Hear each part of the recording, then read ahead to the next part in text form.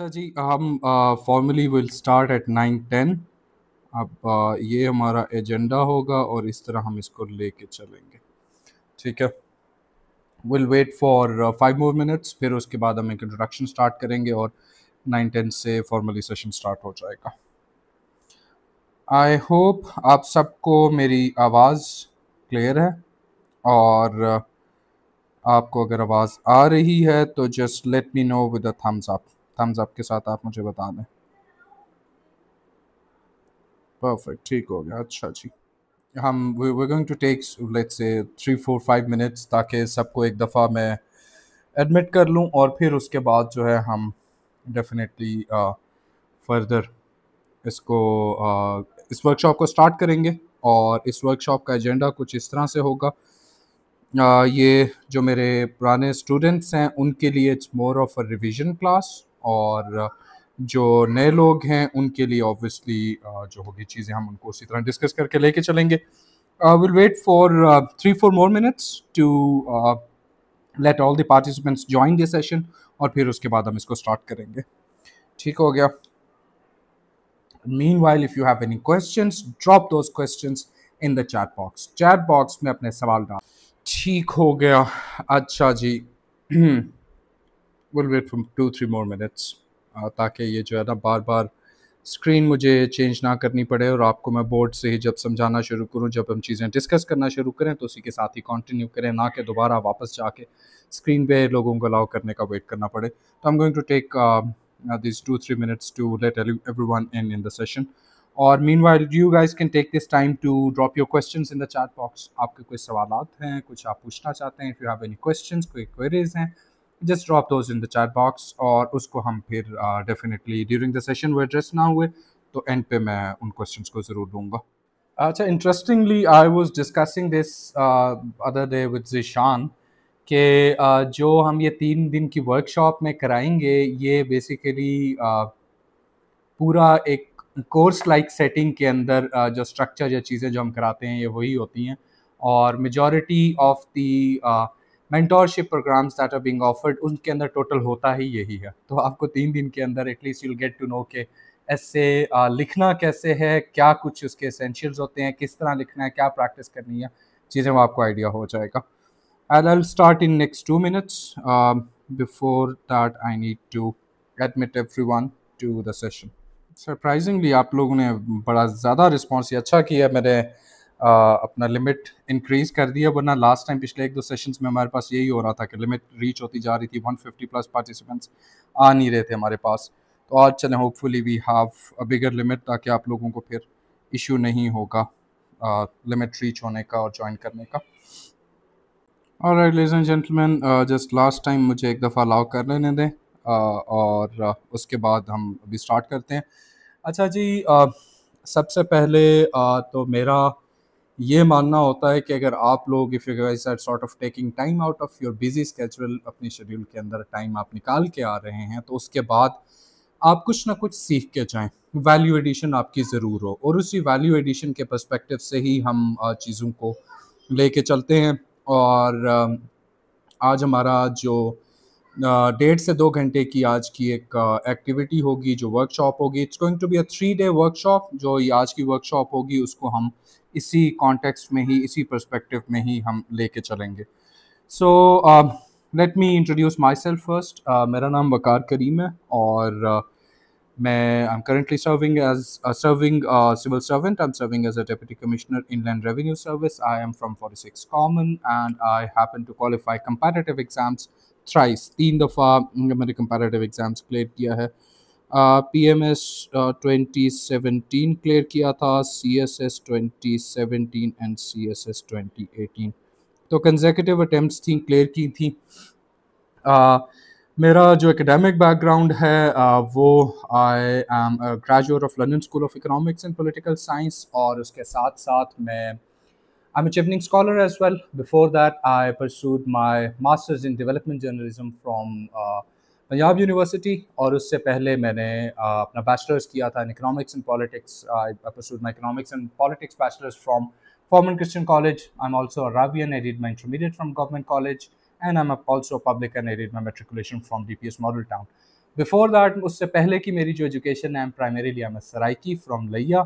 तो यहाँ पे दो बातें मैं आपके साथ करना चाहता हूँ। हम फॉर्मली चलते जाएंगे, बात करेंगे, लेकिन दो बातें। एक, मुझसे किसी ने रिसेंटली कल एक क्वेश्चन पूछा था। I was having a discussion with one of the students जिसको थोड़ा सा तैयारी के साथ मसला हो रहा था। तो उसने मुझसे क्वेश्चन पूछा दैट स्टक विद मी, और उसकी मैंने एक जवाब दिया था। तो वो मैं आपके साथ पहले उस सवाल के जवाब से शुरू करूँगा।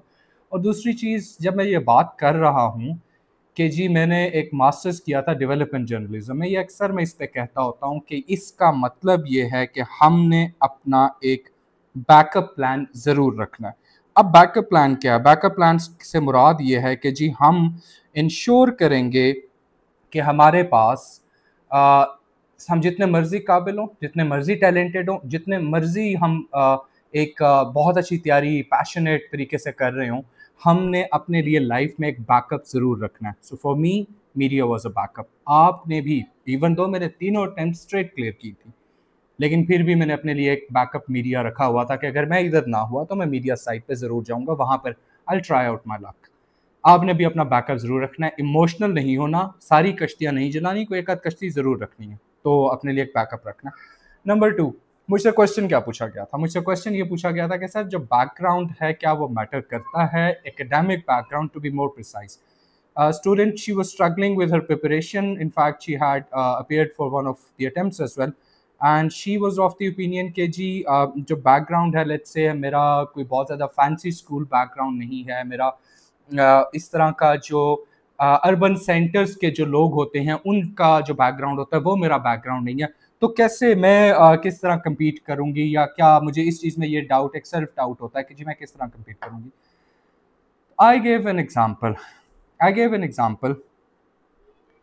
कि आई नो अ पर्सन, एक शख्स को मैं ऐसे जानता हूँ अपने बैच में ही, एक शख्स को मैं जानता हूँ जिसने ABC 6th ग्रेड में पढ़ी थी। वो भी, he was from south Punjab, Saraiki medium school, not just Saraiki medium, Urdu medium school का तो कॉन्सेप्ट डिफरेंट होता है। उर्दू मीडियम स्कूल ऑब्वियसली था, लेकिन इट वाज प्राइमरीली और in all the practical sense, for all practical reasons, it was a Saraiki medium school. ABC 6th grade में उन्होंने पढ़ी थी। हमने तो उससे पहले पढ़ी हुई है, वो चीज़ें हैं।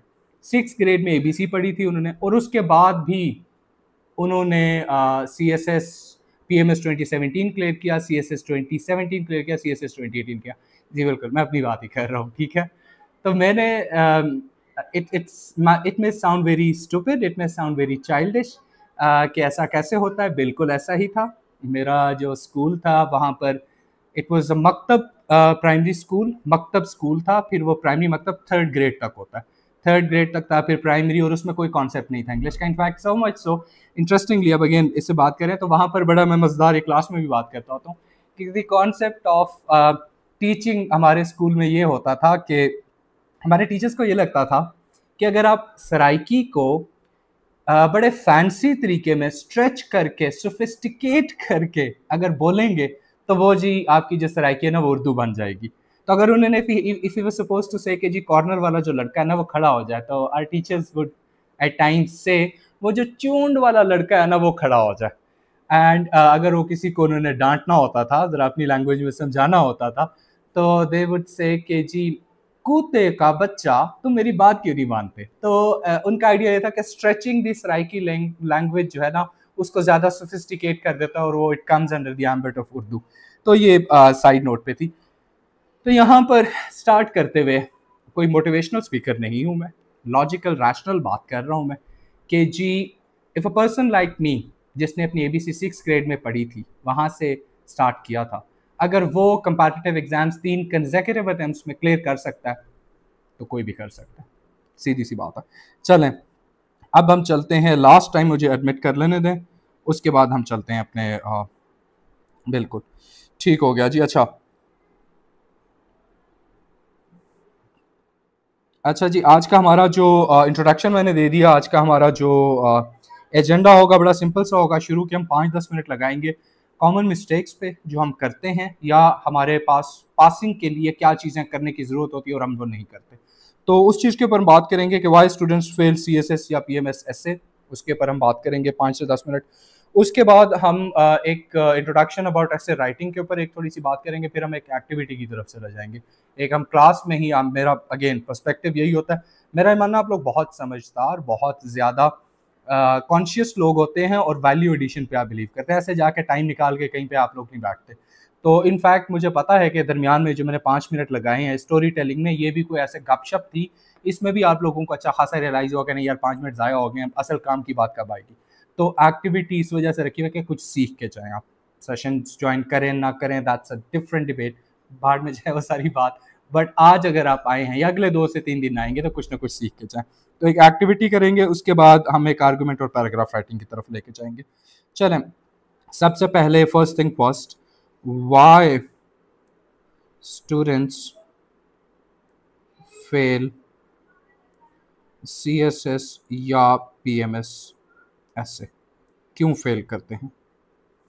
पहली रीज़न हमें यहाँ अगर देखना हो ना, तो मैं साइड नोट पे आपको बताता हूँ कि मैं कहता होता हूँ कि 2 रीजंस हैं, देयर आर 2 रीजंस।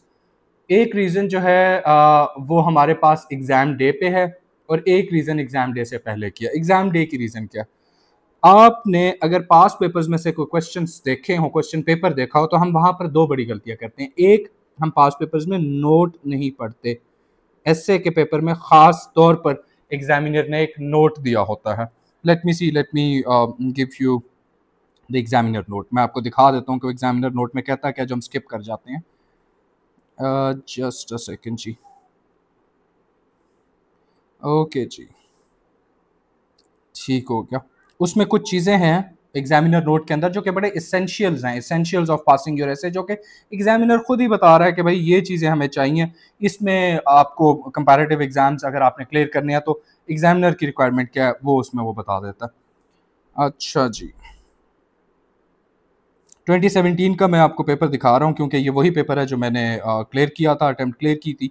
तो इसके अंदर से मैं जो रेफरेंस पॉइंट होगा मेरा 2017 और 2018 होगा, ताकि आप लोगों को उस चीज़ के बारे में मैं भी कॉन्फिडेंटली बता सकूं और आप लोगों को भी पता हो कि हाँ यार ये ट्राइड एंड टेस्टेड मेथड है और इससे ही पूरी पूरी अटेम्प्ट्स क्लियर की हुई हैं, तो वो एक कॉन्फिडेंस के साथ बात की जा सकती है। नोट यहाँ पर है, ये आप देखें, यू कैन सी कि ये वो नोट है जो हम स्किप करते हैं। अब इसके अंदर क्या चीज़ है, पहली चीज़ वो कहते हैं कि जी आउटलाइन चाहिए, तो outline is the mandatory part of your एसे, ये रिक्वायरमेंट है। बगैर आउटलाइन कैसे पास नहीं होगा, फॉर श्योर, नंबर 1। नंबर 2, आज के बाद 2500 to 3000 वर्ड्स, आज के बाद मुझे कोई ये ना कहता हुआ मैं सुनूं कि जी इतने नंबर पेजेस लिखने हैं, you have to measure it in words, 2500 to 3000 words किसी एक टॉपिक के ऊपर। उसके बाद है कि जी डिफरेंट फॉर्म्स ऑफ डिस्कोर्सेज, ये क्या होता है डिफरेंट फॉर्म्स ऑफ डिस्कोर्सेज, ये होता है कि आपने एनालिसिस जनरेट करना होता है, आपने डिबेट जनरेट करनी होती है, आपने डिफरेंट पर्सपेक्टिव्स देने होते हैं, डिफरेंट पर्सपेक्टिव्स पे बात करनी होती है। एक्सपोजिशन होता है एक्सपैंड करके किसी चीज़ को एक्सप्लेन करके बताना। आर्गुमेंटेशन होता है लॉजिकल तरीके से, आर्गुमेंटेटिव तरीके से। डिस्क्रिप्शन होता है डिस्क्राइब करके, एज इन कोई एग्जाम्पल जो होती है वो डिस्क्रिप्टिव फॉर्म में आती है। नरेशन जो है वो ज़्यादा आपकी let's say case study report जो होती है वो नरेटिव फॉर्म में आती है कि ये रिपोर्ट ये कहती है, इसका ये मतलब है। तो दैट इज़ द वे आपका ये एक्सप्रेशन ओवरऑल, जो डिफरेंट फॉर्म्स ऑफ डिस्कोर्सेज होते हैं ये एक्सप्रेशन बनाते हैं। उसके बाद अगली चीज़ वो क्या कहते हैं, वो बड़ी मज़ेदार चीज़ वो कहते हैं जी ऑर्गेनाइजेशन चाहिए, रेलेवेंस चाहिए एंड क्लैरिटी। इन 3 चीज़ों के ऊपर आपको स्कोर किया जाएगा, आपको ग्रेड किया जाएगा, ऑर्गेनाइजेशन, रेलेवेंस एंड क्लैरिटी। अब ये 3 चीज़ें जो हैं, ये 3 चीज़ें प्राइमरीली हैं क्या, उसमें हमें देखना पड़ेगा कि ये 3 चीज़ें हमारे पास क्या हैं। अब ये जो 3 चीज़ें हैं प्राइमरीली ऑर्गेनाइजेशन, क्लैरिटी और रेलेवेंस। ऑर्गेनाइजेशन जो है इसको मैं कहता हूँ स्ट्रक्चर, ये हमारा एसे का स्ट्रक्चर होता है, there has to be a defined structure. Relevance, relevance क्या है, रेलेवेंस जो है हमारे पास इज़ द आइडिया के अच्छा मुझे दरमियान में मैं आप लोगों से पूछता रहूँगा, अब मैं ज़रा इसको क्लोज करता हूँ एडमिट ऑल करके। मुझे बताएं कि आप लोगों को आवाज़ मेरी सही आ रही है। Record the cloud deny, sorry. अच्छा जी, मुझे बताएं कि आवाज़ सही आ रही है, with the thumbs up just let me no. Perfect, ठीक है, बेहतरीन, सही है। मैं थोड़ा सा बाद में वापस आता रहेगा सर। स्क्रीन चेंज नहीं हो रही, स्क्रीन स्टक, आवाज़ ठीक है। स्क्रीन चेंज नहीं हो रही, इसी के ऊपर मैं लिख रहा हूँ, आपको नज़र आ रहा है इसके ऊपर जो मैं लिख रहा हूँ स्क्रीन के ऊपर, ऑर्गेनाइजेशन, रेलेवेंस, इस तरह की जो मैं बातें कर रहा हूँ। इसको, ये आपको नज़र आ रहा है with thumbs up, just let me know. नहीं नज़र आ रहा, होल्ड ऑन अ सेकेंड। चलें फिर उसके बाद चलें मैं फिर इसी इधर ही वापस आ जाता हूँ। एग्जामिनर हमें पेपर के अंदर कहता है कि नंबर 1 हमें आउटलाइन चाहिए, ये तो सही नज़र आ रहा है ना? ये थम्स अप के साथ मुझे बता दें, थम्स अप के साथ बता दें। नहीं नज़र आ रहा, अच्छा hold on a second. Azmat Ali नज़र आ रहा है, Rimsha to everyone, no no, I don't understand कि आपको ये नज़र है सर, आपकी स्क्रीन स्टक है। मैं चलें दोबारा इसको शेयर करता हूँ, hold on a second.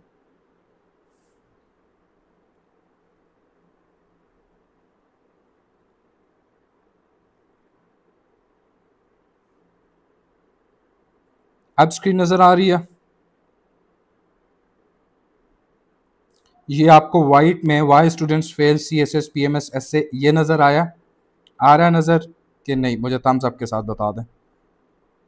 Perfect, ठीक है, अब सबको आ रहा है, थैंक यू, शुक्र है। अच्छा मैं काम करता हूँ, होल्ड ऑन अ सेकेंड, मैं आप लोगों को आपके माइक्स ऑन करने लगा हूँ, तो अगर कहीं पे, लेकिन उसमें फिर इंडिविजुअल इशू भी आएगा तो सब कहेंगे मसला आ रहा है, मसला आ रहा है, नहीं माइक्स ऑन नहीं करेंगे वो फिर डिस्टॉर्शन होगी। मैं यही दोबारा आप लोगों से वापस आके मैं पूछ लिया करूँगा। अच्छा जी, ये अब आप सबको नज़र आ रहा है, परफेक्ट, ठीक है जी। ये अब आ जाएंगे, अब आई एम एज्यूमिंग के नज़र आ रहा है। इसके अंदर नोट में क्या कहते हैं? नंबर 1 वो कहते हैं आउटलाइन चाहिए, नंबर 2 कहते हैं कि जी 2500 to 3000 वर्ड्स हमें चाहिए एसे के अंदर। अच्छा ये है मिनिमम वर्ड्स है, मिनिमम टू मैक्सिमम, ये एक्सक्लूडिंग आपकी आउटलाइन है। नंबर 3 उसके में हमें कहा जाता है कि जी आपसे एक्सपेक्टेशन है कि जी डिस्कोर्स जनरेशन करें। अब डिस्कोर्स जनरेशन क्या होता है? डिस्कोर्स जनरेशन होता है आपका डिफरेंट टाइप्स ऑफ एनालिसिस देना, एनालिसिस, या डिफरेंट टाइप डिफरेंट पर्सपेक्टिव्स देना, एनालिसिस देना, पर्सपेक्टिव्स देना। डिस्कोर्स जनरेशन में एनालिसिस है, पर्सपेक्टिव्स है, या उसके अंदर आप कह सकते हैं कि जी डिबेट जनरेट करना, ये होता है नंबर 4। नंबर 4 हमें कहा जाता है कि जी आपका जो स्कोर होगा वो 3 चीज़ों पे किया जाएगा। वो आपका स्कोर किया जाएगा ऑर्गेनाइजेशन पे कि आपकी कितनी ऑर्गेनाइज्ड स्ट्रक्चर में राइटिंग है। नंबर 2 आपकी रेलेवेंस पे कि आपका जो कंटेंट है वो कितना रेलेवेंट है। और नंबर 3 क्लैरिटी में कि आपने कितना क्लैरिटी के साथ लिखा है। अब ऑर्गेनाइजेशन को मैं स्ट्रक्चर कहता हूँ, हम इसको बिल्कुल आगे लेके चलेंगे। रेलेवेंस को मैं लॉजिकल आर्गुमेंटेशन कहता हूँ। हर लॉजिकल आर्गुमेंट रेलेवेंट आर्गुमेंट होता है, वरना वो लॉजिकल नहीं होता। और क्लैरिटी जो होता है इसको मैं सिंपल एक्सप्रेशन कहता हूँ कि आप जितना सिंपल एक्सप्रेशन के साथ लिखेंगे उतना ज़्यादा बेहतर होगा। अब हम इन्हीं 4 चीज़ों को फॉलो नहीं करते तो हम फेल करते हैं। एग्जामिनर ने खुद कहा हुआ है कि भाई क्या चीज़ें चाहिए। नंबर 1 हमें नोट से पता चला, नंबर 2 यही चीज़ें सिमिलर सेम चीज़ें, यही चीज़ें हमारे पास एग्जामिनर रिपोर्ट में भी आती हैं। एग्जामिनर रिपोर्ट भी में वो जो हमारे पास FPSC की साइट पे होता है उसको भी हमें पढ़ने की ज़रूरत है, एग्जामिनर रिपोर्ट्स को, वहाँ पे भी ये चीज़ें आती हैं। Again with a thumbs up, just let me no कि आप सबको नज़र आ रहा है। ओके परफेक्ट, ठीक है। मैं इसी तरह ही वापस आके मुझे चेक करना पड़ेगा कि नज़र आ रहा है कि नहीं। अच्छा ठीक हो गया। इसके साथ अच्छा जी, इसके साथ चलें, अब आ जाते हैं हमारे पास, आगे हम चलते हैं कि पासिंग रिक्वायरमेंट क्या है। आगे एक मैं क्वेश्चन कहता होता हूँ कि what is the passing requirement of an essay.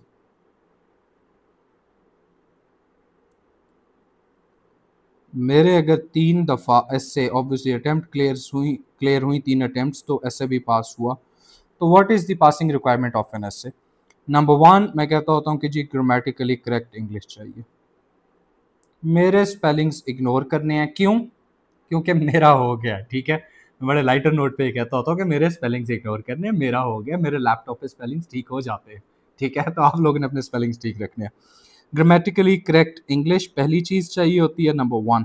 Number 2 हमें चाहिए होता है लॉजिकल आर्गुमेंटेशन। दूसरी चीज़ लॉजिकल आर्गुमेंटेशन, ये क्या होती है ये हम आज एक चीज़ करेंगे कि आर्गुमेंट क्या होता है, स्ट्रक्चर क्या होता है, कैसे बनाया जाता है, पूरा एक आर्गुमेंट हम कंस्ट्रक्ट करेंगे। नंबर 3 हमारे पास लॉजिकल आर्गुमेंटेशन के बाद हमें चाहिए होता है डिसेंट एक्सप्रेशन। अब मैं आपको एक्सप्रेशन पे एक बड़ी मज़ेदार बात बता देता हूँ। अगेन वापस आते हुए आपको एंगेज करते हुए, सबको नज़र आ रहा है, सबको नज़र आ रहा है? Just let me no. Perfect, ठीक है जी, सबको नज़र आ रहा है। सही है, बेहतरीन। अच्छा जी, अब वापस आते हैं एंगेजमेंट पे। डिसेंट एक्सप्रेशन पे मैं बड़ी मज़ेदार एक एग्जांपल देता होता हूँ, और वो मैं ये कहता हूँ कि जी अगर आपसे कोई पूछे एक्सप्रेशन क्या है, डिसेंट एक्सप्रेशन क्या है, क्या आपने शॉर्ट सेंटेंसेस लिखने हैं? Short sentences, number one. Number two, no flowery language, कोई फ्लावरी लैंग्वेज नहीं करनी। और उसके बाद सिंपल एक्सप्रेशन या सिंपल वोकैबलरी, सिंपल वोकैबलरी आपने यूज़ करनी है। कोई अफलातून बनने की ज़रूरत नहीं है, कोई हैवी वेटेड लफ्ज़, अल्फाज, वर्ड्स यूज़ करने की ज़रूरत नहीं है। एग्जामिनर को फैसिलिटेट करना है, आपकी बात एग्जामिनर को समझ आनी चाहिए, आपकी बात आप खुद भी अच्छी तरह कन्वे करने के काबिल होना चाहिए। वो मीम वाली सिचुएशन ना बन जाए कि भाई कहना क्या चाहते हो। तो इसमें मैं एक एग्जाम्पल में एक बात कहता होता हूँ कि आजकल तो खैर मौसम, वो मौसम के हिसाब से मैं बात कहता हूँ कि जी मौसम बहुत अच्छा है बाहर। आजकल जितनी अब से मौसम अच्छा कोई नहीं है बाहर, खासतौर पर लाहौर में। तो अगर मैंने कहना हो कि मौसम बाहर बहुत अच्छा है, तो there are two ways to go about it. Number one, एक तरीका है कि जी weather outside is super कैलीफ्रेजिलिस्टिक। The weather outside is super कैलीफ्रेजिलिस्टिक एक्सपेलिडोशियस। कि जी वेदर आउटसाइड इज सुपर कैलीफ्रेजिलिस्टिक एक्सपेलिडोशियस। ड्रामेबाजी है, बिल्कुल ड्रामेबाजी है। कोई इस तरह की ड्रामेबाजी करने की जरूरत नहीं है। जो आपको कहता है कि जी अपना एक्सप्रेशन मुश्किल करें, अपने वर्ड्स और बेहतर यूज और ज़्यादा मुश्किल वाले फैंसी वर्ड यूज़ करें, बिल्कुल भी नहीं करना है। एग्जामिनर को फैसिलिटेट करना है, right word at the right place. आपको खुद अपनी थॉट ट्रांसलेट अच्छी तरह करने के लिए आनी चाहिए, बिल्कुल नहीं करना weather outside is beautiful, weather outside is pleasant, weather outside is amazing, is wonderful. बस ये चीज़ें चाहिए, इसी तरह उसको लेकर चलना है एक्सप्रेशन के अंदर, नंबर वन। उसके बाद फ्लॉरी लैंग्वेज वगैरह सिंपल, ये सारी चीज़ें इसी तरह आ जाएंगी। हम अब ग्रामर को डिस्कस कर लेते हैं कि ग्रामर का कितना को रोल है। अगेन वापस आते हुए, आपके पास आवाज़ आ रही है? Am I audible? या आप लोगों को नज़र आ रहा है सबको? बिल्कुल ठीक है, सबको नज़र आ रहा है। परफेक्ट, स्क्रीन नज़र आ रही है, ठीक है। मुझे थोड़ा सा जो है ना आप लोगों के साथ कम्युनिकेशन के अंदर वापस आना पड़ता। अच्छा जी, अब जो है ग्रामेटिकली करेक्ट इंग्लिश में मैं बड़ी सिंपल सी बात करता हूँ। दो तरह की मिस्टेक्स होती हैं, ज़्यादा टाइम नहीं लगाऊंगा इसके ऊपर। दो तरह की मिस्टेक्स होती हैं, कैजुअल मिस्टेक होती है, क्रॉनिक मिस्टेक होती है। कैजुअल मिस्टेक्स अलाउड होती हैं, क्रॉनिक मिस्टेक्स नहीं अलाउड होती। कैजुअल मिस्टेक से ऐसे पास हो जाता है, क्रॉनिक से नहीं होता। कैजुअल मिस्टेक्स आपकी SES did plus second form has have की वन ऑफ द मिस्टेक्स जो कि आप स्पीड राइटिंग में या केयरलेस लिखते हुए कर जाएं, वो आपकी कैजुअल मिस्टेक है। लेकिन यही मिस्टेक्स जब बार बार रिपीट हो रही हो एक ही पैराग्राफ में एक से ज्यादा दफा या मल्टीपल पैराग्राफ में, तो इसका मतलब यह है कि आपने केयरलेस राइटिंग से नहीं गलती की, या आपने स्पीड राइटिंग की वजह से गलती नहीं की, या ये आपकी ऐसे वन ऑफ द मिस्टेक्स नहीं है, बल्कि आपको रूल का ही नहीं पता। तो that is where it gets problematic, that is where your grammar can make you fail your essay. So if I have to sum it up in a single sentence, I would say grammar alone can make you fail your essay, but grammar alone cannot make you pass your essay. तो अकेले grammar आपका ऐसे fail तो करा सकती है, लेकिन अकेले ग्रामर आपका ऐसे पास नहीं करा सकती। ये सिग्निफिकेंस है ग्रामर की। अच्छा जी, तो फिर हमें चाहिए क्या? यही तीन चीज़ें चाहिए, logical argumentation, decent, number one grammatically correct English, logical argumentation and decent expression, ये तीन चीज़ें चलेंगी।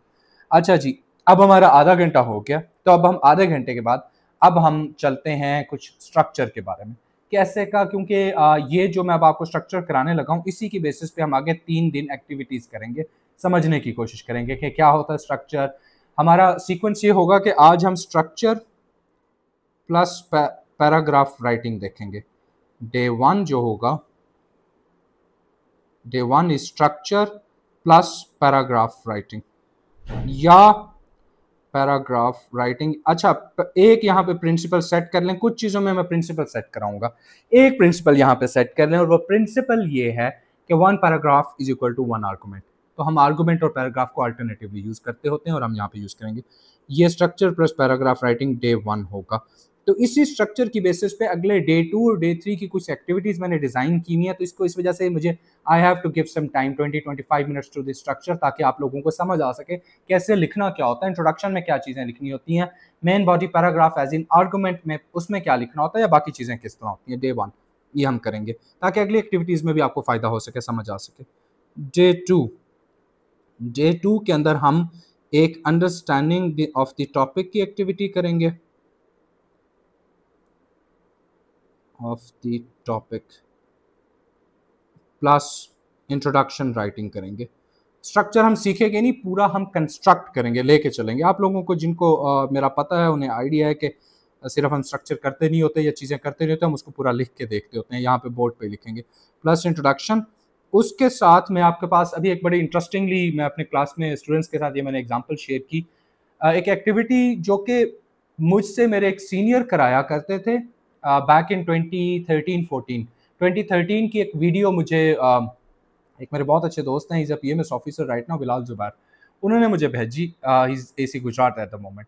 उन्होंने मुझे भेजी, हम 2013 में तब एक एमआईटी का नया कोर्स आया था, स्लोन स्कूल ऑफ मैनेजमेंट का। तो उन्होंने ये था कि वो एक स्पीड आर्गुमेंटेशन पे कोर्स था कि एक मॉडरेटर होता है, वो मॉडरेटर जो है वो पहले एक पार्टिसिपेंट को कहता है कि एक टॉपिक देता है, लेट्स हम डिस्कस करें अर्बन हाउसिंग। उस वीडियो के अंदर यूट्यूब पे अपलोड की हुई है, बाय द वे माशाल्लाह से कोई एक व्यू भी नहीं है उसके ऊपर, व्यूज बिल्कुल नहीं है। अच्छा, तो उसके अंदर ये होता है जी, एक मॉडरेटर होता है, वो पार्टिसिपेंट को एक टॉपिक देता है, हम urban housing crisis in Lahore discuss कर रहे हैं। उसमें वो उससे आर्गुमेंट स्टार्ट कराता है और एक आर्गुमेंट का एक स्ट्रक्चर होता है, हम सीखेंगे। तो अगर वो फर्स्ट पार्ट ऑफ आर्गुमेंट पे है तो उसको फौरन स्टॉप करा के पार्टिसिपेंट नंबर 3 को वो बोलेगा कि इससे आगे आप कंप्लीट करें। पार्टिसिपेंट 3 उसको कंप्लीट कर रहा होगा, उसको रुकवा के वो कहेगा पार्टिसिपेंट 5 को कि जी आप इससे आगे कंप्लीट करें। 5 ने अभी शुरू ही किया होगा कि वो पार्टिसिपेंट 2 को कहेगा कि आप करें। तो हम ये स्पीड राइटिंग की एक एक्सरसाइज, एक एक्टिविटी करेंगे स्पीड राइटिंग में। उसमें मैं आपको थोड़ी सी चीज़ें लिखवाऊंगा और चीज़ें कराऊंगा, कुछ आर्गूमेंट्स पहले मैं आपको पढ़ा दूंगा, फिर उसी के ऊपर हम कुछ स्पीड राइटिंग के हम एक एक्सरसाइज करेंगे। डे 3 के अंदर हम आर्गुमेंटेशन नहीं, कंटेंट मेकिंग पे मैं आपको कंटेंट मेकिंग की एक क्लास दूंगा। कंटेंट मेकिंग की हम एक क्लास देंगे जिसमें एक टॉपिक के ऊपर मैं बताऊंगा कि किस तरह कंटेंट मेकिंग बड़ी सिंपल होती है। हम एक थीम रखेंगे, उस थीम के अंदर मल्टीपल 3 से 4 डोमेन्स डिसाइड करते होते हैं कि किस किस पर्सपेक्टिव में इस थीम पे ऐसे आ सकता है। फॉर एग्जांपल पॉलिटिक्स है, तो पॉलिटिक्स में हम देखते हैं कि जी पॉलिटिक्स के अंदर इस थीम के ऊपर पॉलिटिकल इश्यूज ऑफ पाकिस्तान पे ऐसे आ सकता है, इसके अंदर इंटरनेशनल पॉलिटिकल इश्यूज पे आ सकता है। इसके जिस तरह इंटरनेशनल पॉलिटिकल इश्यूज में हमारे पास पॉपुलिज्म चल रहा है, राइट विंग अथॉरिटेरियनिज्म चल रहा है, हाइपर नेशनलिज्म चल रहा है, तो इस तरह हमारे पास इसमें एक इश्यूज इसमें आ सकता है। नंबर 3 हमारे पास उसके अंदर हम देखेंगे कि इसके ऊपर हम कैसे इसके अंदर तीसरे लेवल पर इस फॉर एग्जांपल पॉलिटिक्स के अंदर ही political, international political and economic issues आपके काफ़ी ज़्यादा, अब जो नेचर ऑफ वॉरफेयर है वो इकोनॉमिक वॉरफेयर है, ट्रेड वॉर्स हो रही हैं, तो इस तरह का जो एक पर्सपेक्टिव में भी ऐसे आ सकता है। एंड लास्टली आपका इकोनॉमिक्स एंड सोसाइटल डेवलपमेंट, हमारे काफ़ी ज़्यादा पास पेपर कैसे आए हुए हैं कि जी पॉलिटिकल वो पर्सपेक्टिव में, पॉलिटिकल और इकोनॉमिक पर्सपेक्टिव में, कि जी कैसे आपका जो पर्पस ऑफ इकोनॉमिक ग्रोथ है वो सोसाइटल डेवलपमेंट होना चाहिए। फॉर एग्जांपल एक ऐसे आया हमारे पास जी, the real growth lies in the betterment or improvement of the lives of the people, not just the economic, rather than the economic statistics। तो इस तरह के भी एसेज आए हैं, या economic growth should be translated into social prosperity, तो इस तरह के भी हमारे पास है। तो इस तरह के डोमेन्स हम डिसाइड करेंगे, फिर उसमें हम कंटेंट मेकिंग प्लस एक और हमारे पास डे 3 के अंदर एक्टिविटी होगी, उसको हम लेके चलेंगे। तो इस तरह होगा। चले हम आज वाले दिन की जो एक्टिविटी है ना उसकी तरफ चलते हैं। पहले हम स्ट्रक्चर पे चलेंगे, फिर हम एक्टिविटी पे चलेंगे।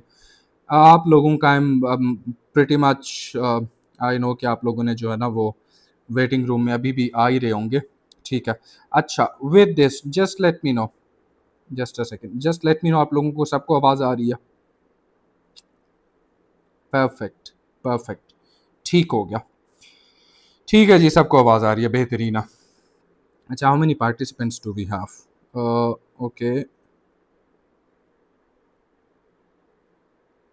ओके, ठीक हो गया, फिट है।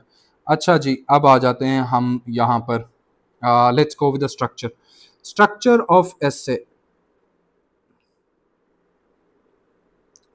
आज हम टोटल सिर्फ 18 बातें करेंगे, 18 कंपोनेंट्स हम डिस्कस करेंगे, जिसके अंदर हमने कुछ कंपोनेंट्स पहले ही डिस्कस कर लिए हैं। जो पहले हमने कंपोनेंट डिस्कस किए हैं वो 3 हैं, फॉर एग्जांपल ये 3 बातें हमने पहले कर ली हैं कि जी पासिंग क्राइटेरिया क्या होता है एस्से का, उसके अंदर हमने 3 बातें कर ली कि जी ये 3 ऐसी हैं जो grammatical correct English, logical argumentation और डिसेंट एक्सप्रेशन, ये पासिंग क्राइटेरिया। इसके साथ हम सिर्फ 15 बातें और करेंगे, उसमें से बहुत सारी बातें आपको पता होंगी, वो सिर्फ आपके लिए रिपीट हो रही होंगी। बाकी जो हम बातें और करेंगे, structure of essay. Structure of essay में पहली चीज़ ये है कि जी हमारे पास एक इंट्रोडक्शन होता है, हम सबको पता है, ये बड़ी बेसिक सी चीज़ है, इसमें कोई इतना ज़्यादा याद करने वाली या कोई रॉकेट साइंस नहीं है। इंट्रोडक्शन है, उसके बाद मेन बॉडी है और लास्टली हमारे पास कंक्लूजन होता है। ये 3 चीज़ें होती हैं। यहाँ पर एक चीज़ मैं मिस कर रहा हूँ, जिन लोगों को नोट याद होगा उन्हें याद आ जाएगा कि मैं यहाँ पर आउटलाइन मिस कर रहा हूँ। Outline is the mandatory part of the structure, mandatory part of the structure. Number 1 outline, number 2 introduction, number 3 main body, number 4। अब हम इनमें से एक एक करके डिस्कस कर लेते हैं। आउटलाइन को हम आज डिटेल में डिस्कस नहीं कर सकेंगे क्योंकि उसके ऊपर पूरे एक डिफरेंट लेक्चर चाहिए। आज हम इंट्रोडक्शन से स्टार्ट करते हैं। इंट्रोडक्शन का स्ट्रक्चर क्या होता है? Structure of introduction, structure of introduction. Number 1 structure of introduction में सबसे पहले आपके पास ओपनिंग स्टांस होता है। Okay, opening stance. अब ये ओपनिंग स्टांस क्या चीज़ है?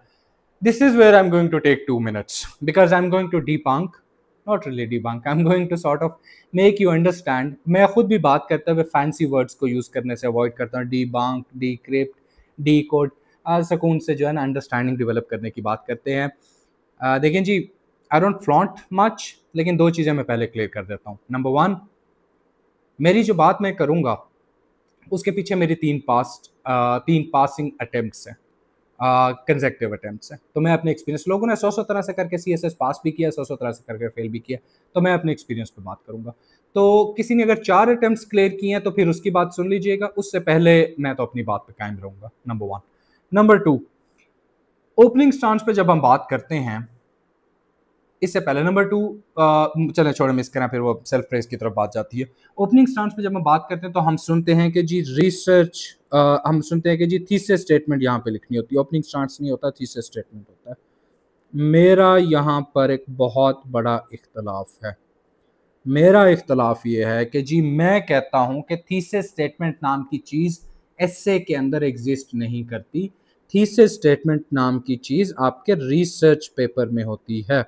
ये एक एस्से के अंदर जो ओपिनियनेटेड होता है वो नहीं होती। जिन लोगों ने रिसर्च पेपर लिखा होगा उनको मेरी बात समझ आ रही होगी। आई विल टेक 2 मिनट्स, आपको ये सारी चीज़ क्लियर हो जाएगी। आपका जो एस्से होता है वो पॉलिसी पेपर होता है। आपका एस्से पॉलिसी पेपर होता है, रिसर्च पेपर नहीं होता। अब जिन लोगों को डिफरेंस नहीं पता, छोड़ दें इस डिफरेंस को, वापस आ जाते हैं रिसर्च पेपर पे। थीसिस स्टेटमेंट रिसर्च पेपर में होती है, नंबर 1। नंबर 2, पहली चीज thesis statement research. Number 2, pre 2015 times में ये जो रिसर्च स्टेटमेंट है या थीसिस स्टेटमेंट है, ये है प्री 2015 टाइम्स की, 2015 से पहले की एक चीज है। जब होता क्या था, 2 चीजें थी। एक, बड़े बड़े 1 डायमेंशनल इजी, बड़े आसान से टॉपिक क्वेश्चंस पूछा जाता था। फॉर एग्जांपल आप 2003 2004 के एस्से उठाएं, आपको किस तरह के टॉपिक्स मिलेंगे? टेररिज्म, 1 वर्ड एस्से, जी टेररिज्म पे एस्से लिखें, नंबर 1।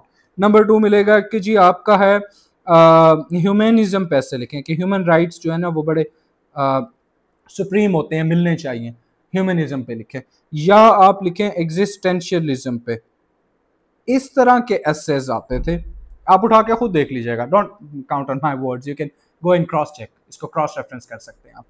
तो ये टेररिज्म, एक्सट्रीमिज्म, ये सारी चीज़ें चलती थी। ये कब तक चलती रही? ये चलती रही 2013-14 तक, 2012-13-14 तक। 15 में एक बहुत बड़ी चेंज आई, जो एक 2 साल पहले से उसमें प्रैक्टिस होना शुरू हो गई थी, लेकिन बहुत बड़ी चेंज आई। 15 में हमारा सिलेबस चेंज हुआ था। हमारी एक बहुत बड़ी एक रिफॉर्म्स की बात हुई थी, जिस तरह अभी एक 25 में रिफॉर्म्स की बात हो रही है। उसमें जो चेंज है, उसमें अब एक थीम का एस्से नहीं आता, उसमें अब जो एस्सेज आते हैं वो 2 या 2 से ज्यादा थीम्स के होते हैं। Just let me know if I am audible. मुझे आप सबको मेरी आवाज आ रही है? तो मेरी आवाज आप सबको आ रही है? अच्छा, अब जो होता है कि 2 या 2 से ज्यादा थीम्स पे एस्से आता है। थैंक यू, ठीक हो गया। अब 2 या 2 से ज्यादा थीम्स पे एस्से आते हैं, उससे होता क्या है, उससे होता ये है कि हमारे पास उसके ऊपर थीसिस स्टेटमेंट नहीं बनती, उसके ऊपर स्टांस होता है, क्योंकि पॉलिसी पेपर है, आपने रिकमेंडेशंस देनी है, दो के ऊपर थीसिस स्टेटमेंट बनाना और मुश्किल हो गया। फिर एक और मसला होता है, तीसरा मसला, ये एक तो अब नेचर ऑफ एग्जाम चेंज हो गई है, एक थीम नहीं है, दो तीन थीम्स हैं। उसके बाद अब तीसरी चीज क्या हुई, मुझे बताएं, जिन लोगों ने रिसर्च पेपर लिखा होगा उनको बड़ी अच्छी तरह से पता है, बहुत अच्छी तरह से क्लैरिटी है, पूरा एक्सरसाइज किया हुआ इस चीज को कि जी थीसिस स्टेटमेंट जो होता है वो एक ओपन एंडेड